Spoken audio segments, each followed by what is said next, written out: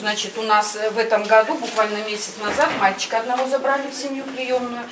Сейчас у нас 2 деток в Максоголохе в приемной семье на патронатном пока месяц, с целью забрать их в приемную семью. То есть как они адаптируются. А вообще вот с 2012 года считать деток 11 человек мы отдали приемные и кровные семьи. 11 детей. А наблюдаете? Вот как обязательно. Вы наблюдаете, конечно, да? Это мониторинг ведется, а вы сами ведете, да? Служба сопровождения, да, обязательно, конечно. да? И они даже, если у них есть проблемы какие-то, либо психолог выезжает в эту семью, либо они приходят сюда. Вот по весне приходила у нас патронатная семья, которая взяла 2 девочек, сестренок.